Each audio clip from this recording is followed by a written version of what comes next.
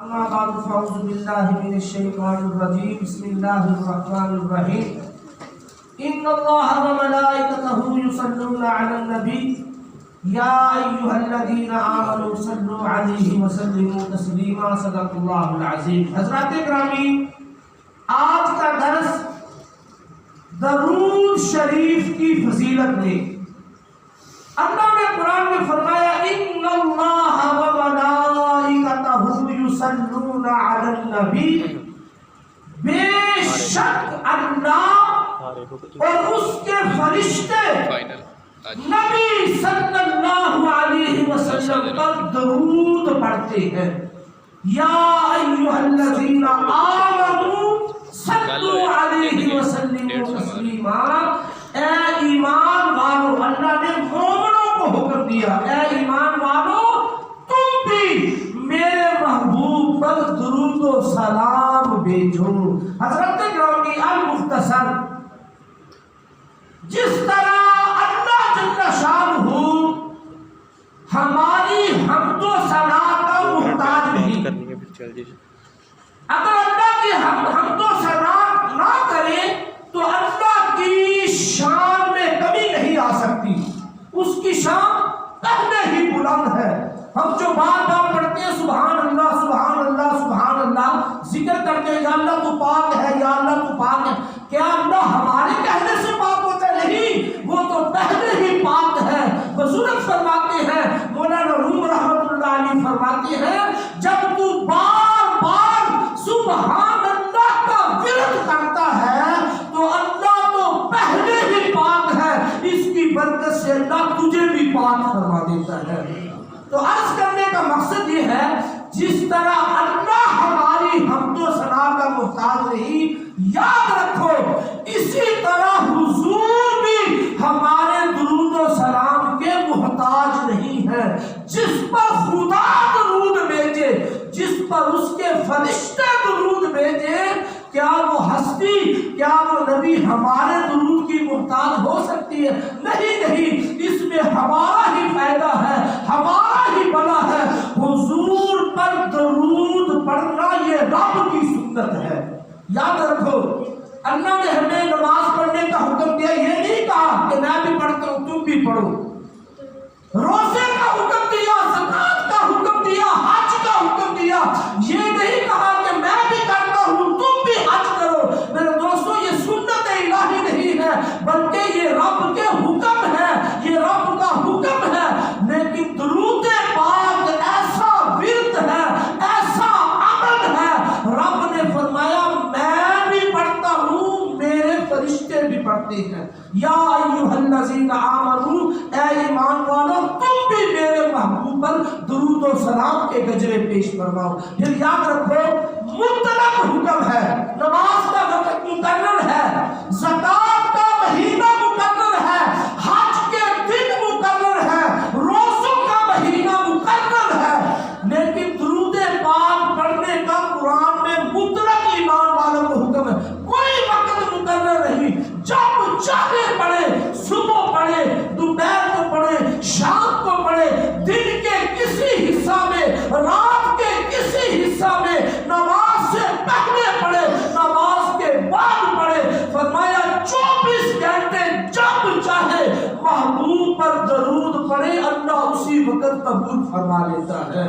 پھر یاد رکھو، بڑی پیاری بات، آدم علیہ السلام کی تعظیم کے لیے اللہ نے سجدہ مقرر فرمایا تھا، اور حضور کی تعظیم کے لیے اللہ نے درود و سلام مقرر فرمایا ہے. یہ سب نے لکھا ہے، کسی کا کوئی انکار نہیں کہ آدم علیہ السلام کی تعظیم کیا تھی. اللہ نے فرمایا کہ سجدہ کرو، اور حضور کی تعظیم کیا ہے؟ اللہ نے فرمایا درود پڑھو. اب ذرا نکتے کی بات دیکھنا، آدم علیہ السلام کی تعظیم میں اللہ خود شریک نہیں تھا. یہ نہیں کہا تھا کہ میں بھی سجدہ کرتا ہوں، فرشتے تم بھی سجدہ کرو، خود شریک نہیں تھا. اور حضور کی تعظیم میں اللہ خود بھی شریک ہے، کہتا میں بھی درود پڑھتا ہوں تم بھی درود پڑھو. تو میرے دوستو، رزلٹ کیا نکلا؟ جس تعظیم میں، جس عمل میں اللہ خود شریک نہیں تھا، اس سے جس نے منہ پھیرا شیطان نے نے تعظیم نہ کی اس کا کیا حال ہوا؟ قیامت تک لعنتی قرار دے دیا۔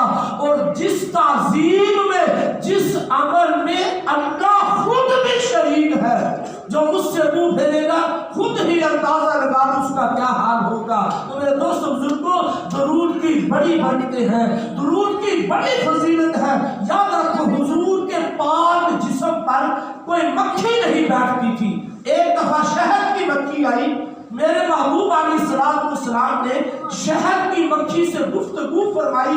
حضور علیہ السلام نے شہد کی مکھی سے پوچھا کہ تم پھلوں پھولوں کے کڑوا بے ذائقہ بے مزہ رس چوستی ہو، فرمایا پھر شہد میں مٹھاس کیسے پیدا ہو جاتی ہے؟ سنو ایمان کو تازہ فرماؤ، درود ہم ہی نہیں پڑھتے، کائنات کی ہر چیز پڑھتی ہے، بلکہ شہد کی مکھیاں بھی حضور پر درود پڑھتی ہیں۔ اس شہد کی مکھی نے عرض کی، یا رسول اللہ صلی اللہ علیہ وسلم، ہم پھلوں کا پھولوں کا بے ذائقہ بے مزہ کڑوا رس چوستی ہیں، چوس کر ہم اپنے چھتے میں جاتی ہیں۔ گفت چو خالیم بر احمد درود می شبت شیری و تلخی را نبود۔ فرمایا یا رسول اللہ، جب ہم اپنے چھتے میں جاتی ہیں تو وہاں جا کر ہم آپ پر درود پڑھتی ہیں۔ درود کی برکت سے اللہ شہد میں مٹھاس پیدا فرما دیتا ہے۔ تو میرے دوست بزرگوں، اسی لیے شہد کھانا حضور کی سنت ہے۔ پھر حضور نے فرمایا شہد میں شفا ہے۔ کیوں شفا ہے؟ یہی وجہ ہے کہ اس پر درود پڑا ہوا ہے۔ اللہ اکبر۔ حضور کے صحابی نے عرض کی، یا رسول اللہ، میں مختصر کر رہا ہوں، صرف 5-4 منٹ کا درس ہوتا ہے، یا رسول اللہ میں آپ پر کتنا وقت درود پڑھوں؟ حضور نے فرمایا جتنا پڑھو گے تمہارے لیے بہتر ہے۔ عرض کی، یا رسول اللہ چوتھا حصہ، دن رات کا چوتھا حصہ میں درود پڑھوں؟ حضور نے فرمایا اگر اس سے بھی زیادہ پڑھو گے اور تمہارے لیے بہتر ہے۔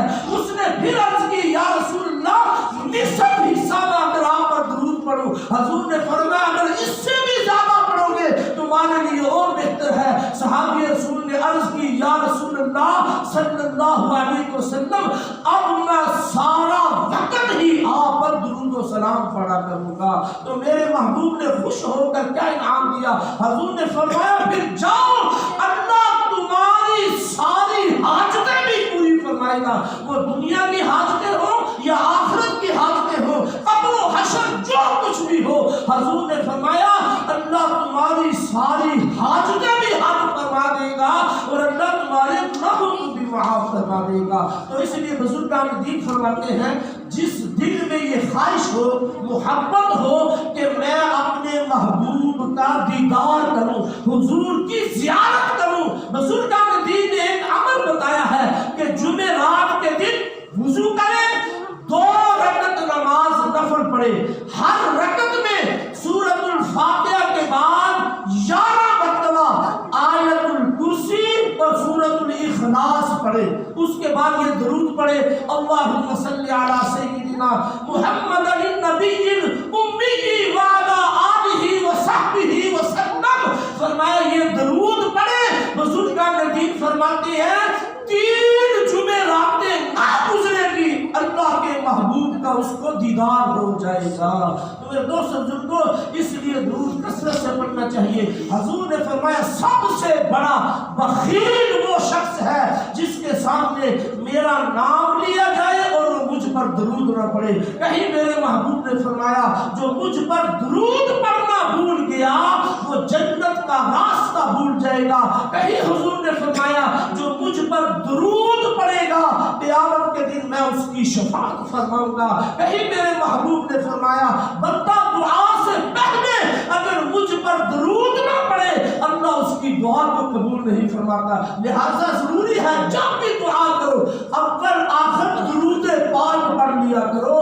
درود پاک سے زبان پاک ہو جاتی ہے، پھر رب کی بارگاہ میں جو بھی دعا کرو گے اللہ قبول فرما لے گا۔ کہیں میرے محبوب نے فرمایا من صلی علی واحدا صلی اللہ علیہ وعشر صلوات، حضور نے فرمایا جس نے پر ایک مرتبہ درود پڑھا اللہ اس پر 10 رحمتوں کا نزول فرماتا ہے۔ میرے دوستو اللہ کی تو ایک ہی رحمت ہو جائے تو بیڑا پار ہو جاتا ہے۔ اے غلامان مصطفیٰ تو ایک مرتبہ درود پڑھے گا اللہ تجھ پر 10 بار اپنی رحمت کا نزول فرمائے گا۔ تو المختصر میرے دوست بزرگوں حضور کے ہم پر بے شمار احسانات ہیں، حضور کے ہم پر بڑی کرم نوازی ہے، حضور کے ہم پر بڑی برکتیں ہیں۔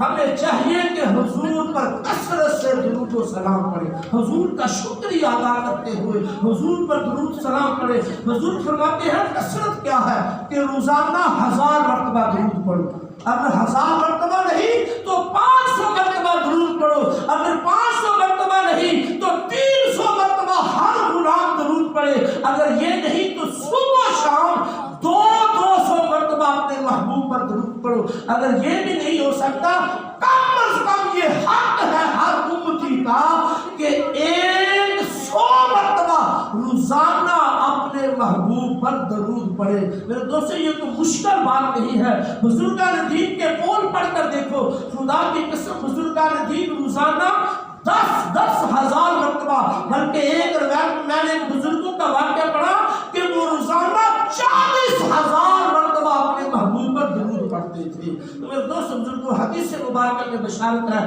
حضور نے فرمایا جو روزانہ 1000 مرتبہ مجھ پر درود پڑھتا ہے، فرمایا اس وقت تک اس کو موت نہیں آئے گی جب تک جنت میں اپنا محل نہ دیکھ لے گا۔ تو میرے دوستو حضور کی ذات پر رب بھی درود بھیجتا ہے، اس کے فرشتے بھی درود بھیجتے ہیں، روزانہ صبح شام 70 ہزار فرشتے گنبد خضرا پر درود و سلام کے لیے حاضر ہوتے ہیں۔ 70,000 صبح آتے ہیں، سارا دن درود پڑھتے ہیں، 70,000 شام کو آتے ہیں، ساری رات حضور پر درود پڑھتے ہیں۔ لہذا جس محبوب پر رب درود بھیجے اس کے فرشتے بھیجے، کیا وہ ہمارے درود کا محتاج ہے؟ نہیں، اس میں ہمارا ہی فائدہ ہے، ہمارا ہی بھلا ہے۔ ایک مرتبہ درود پڑھیں گے تو اللہ 10 رحمتوں کا نزول فرمائے گا۔ پھر ماہ رمضان کے کیا کہنے، حضور نے فرمایا جس نے مجھ پر ماہ رمضان میں ایک مرتبہ درود پڑھا اللہ اس کو 1,00,000 مرتبہ درود پڑھنے کا جو ثواب عطا فرمائیں گے۔ اب مختصر دعا ہے کہ اللہ جل شانہ ہم سب کو حضور پر کثرت سے درود و سلام پڑھنے کی توفیق عطا فرمائے، جو سنا سنایا سمجھ کر عمل کرنے کی توفیق عطا فرمائے۔ ضروری اعلان سماعت فرماؤ، انشاءاللہ کل بروز منگل